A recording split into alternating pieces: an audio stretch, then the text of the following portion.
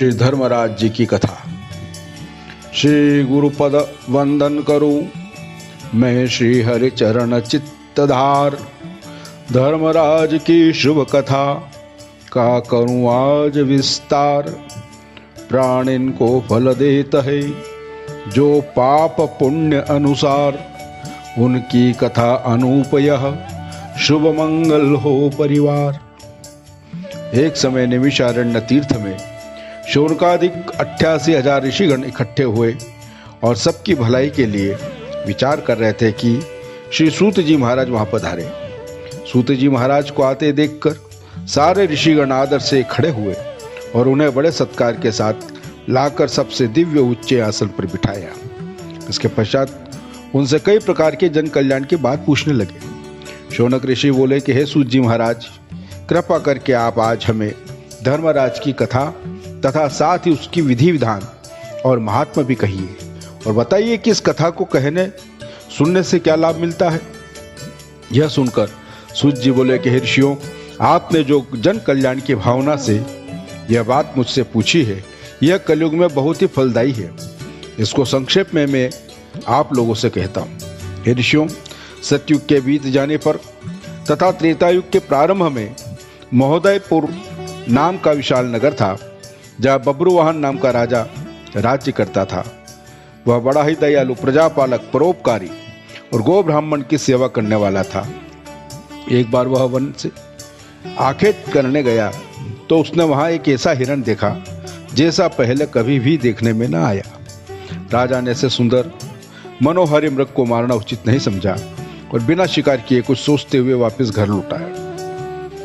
मार्ग में उसे एक ब्राह्मण कन्या मिली जो ईश्वर की आराधना में लीन थी। उसे देखकर राजा रुक गया और उससे पूछने लगा कि हे कन्या, तू इस प्रकार अकेली इस वन में आराधना क्यों कर रही है? तो वो बोली कि हे राजन, मैं सुयोग्य वर तथा सुख की प्राप्ति के लिए ऐसा कर रही हूँ। राजा ने उसका मनोरथ जानकर ईश्वरी प्रेरणा से हरिदास नाम के एक महाविद्वान के साथ उसका विवाह करना दिया और खूब धन संपदा देकर विदा किया। वह विप्र कन्या गुणवती ऐसे विद्वान पति को पाकर आनंद चित्त से रहने लगी। हरिदास ने भी गुणवती को प्रायः सभी देवताओं की भक्ति तथा आराधना में मार्ग बतलाए, पर एक धर्मराज की आराधना एवं भक्ति का मार्ग नहीं बतलाया। संपूर्ण आयु सुख से व्यतीत कर जब वृद्ध होकर गुणवती के प्राण छूटने लगे, तब धर्मराज के दूत उसके प्राणों को धर्मराज के सम्मुख ले गए। गुणवती ने वहां देखा कि धर्मराज की पूरी सर्व धातुओं के परकोटे से घिरी हुई है और उसके चारों ओर ऊंची अट्टालिका, बड़े बड़े दरवाजे बने हुए हैं, जिसमें से पूर्व के दरवाजे में सोने की, उत्तर के दरवाजे में हीरे की पन्नों की, पश्चिम के दरवाजे में चांदी तथा दक्षिण के दरवाजे में सर्व धातु की निशानियां लगी हुई है। उसे देखकर गुणवती बड़े ही कष्ट से निशानी पर चढ़कर धर्मराज के पुर में प्रवेश किया और वहां उसने अत्यंत मनोहर धर्मराज के मंदिर को, वहां के विशाल ठाट बाट को देखा। इसके बाद दूत उसे धर्मराज के सम्मुख ले गए। एक विशाल रत्न जड़ित सिंहासन पर विराजमान थे, जहां धर्मराज वह सब प्राणियों का लेखा जोखा ले रहे थे। गुणवती धर्मराज के विशाल तथा तेजस्वी रूप और उनके भयानक दूतों को देखकर भयभीत हो उठी, कांपने लगी और कई प्राणियों का लेखा देखकर पश्चात धर्मराज ने गुणवती के पाप पुण्य का लेखा जोखा देखकर कि उसने अन्य सभी देवताओं की भक्ति करके प्रसन्न किया, पर धर्मराज की भक्ति बिल्कुल नहीं की। इससे वे कुछ अप्रसन्न हुए। धर्मराज को इस प्रकार अप्रसन्न देखकर गुणवती ने पूछा, महाराज, आपके मन में ऐसी क्या बात आई जो आप नाराज हो गए? धर्मराज ने कहा, गुणवती, तूने सभी धर्म कर्म किए, सभी देवताओं की आराधना व पूजा की, पर मेरे लिए तूने कुछ भी नहीं किया।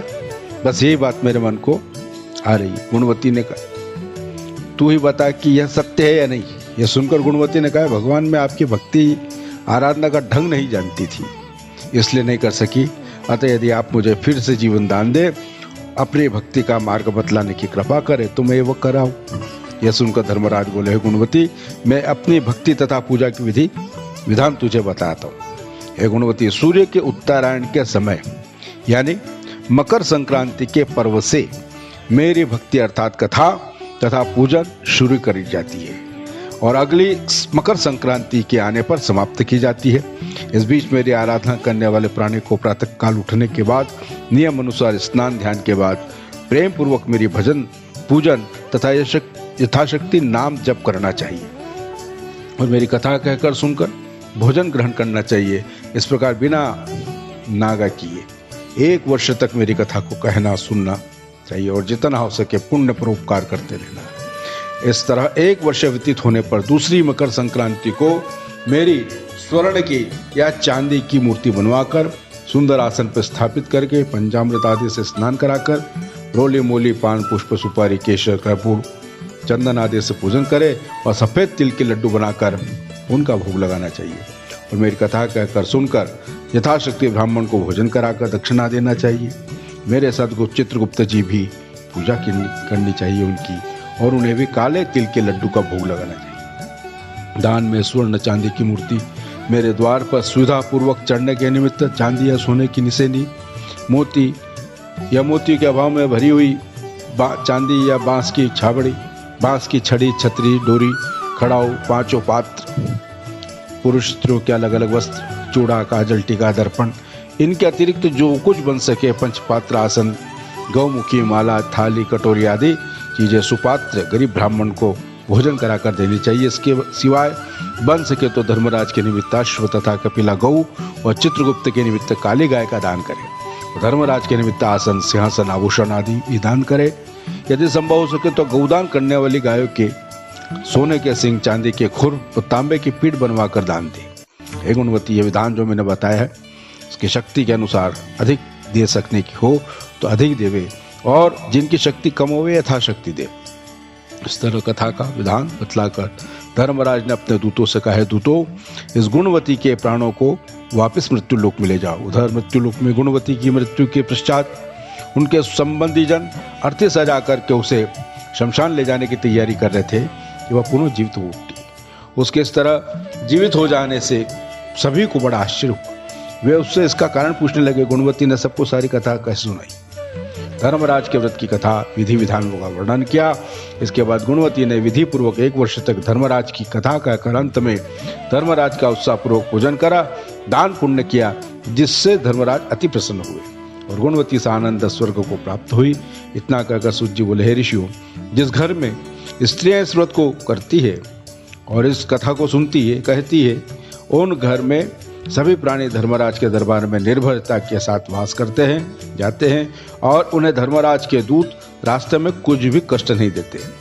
धर्मराज की प्रेम पूर्वक उसका लेखा जोखा लेते हैं तथा पापों के क्षय का उपाय भी बतलाया देते हैं। अतः जो भी इस कथा को विधि पूर्वक कहते हैं सुनते हैं उन्हें मृत्यु काल में यमराज के दूत कष्ट नहीं पहुंचाते और उन्हें गरुड़ पुराण में बतलाए धर्मराज की पुरी के मार्ग में जाने से कोई कष्ट नहीं होता तथा वे प्राणी सहज ही वैकुंठ को प्राप्त हो जाते हैं। इसमें कोई संदेह नहीं। धर्मराज की यह कथा पढ़े सुने चित लाए, दोनों लोक आनंद मिले, सुख संपत्ति बहु पाए। कथा विसर्जन होती है, अपने भीतर के पट खोलो, एक बार सब सुनने वालों धर्मराज की जय बोलो। बोले धर्मराज भगवान की जय। अभी तक हमारे इस चैनल को जिन्होंने सब्सक्राइब नहीं किया वे सब्सक्राइब करें और अपने विचार भी प्रेषित करें ताकि नए नए वीडियोस आपकी सेवा में प्रस्तुत कर सके। और इस चैनल को लाइक करिए, शेयर करिएगा। सभी को एक बार पुनः जय श्री कृष्ण। सभी का कल्याण हो, सभी की मनोकामना पूर्ण हो, यही भगवान धर्मराज से प्रार्थना है। सच्चिदानंद भगवान की जय।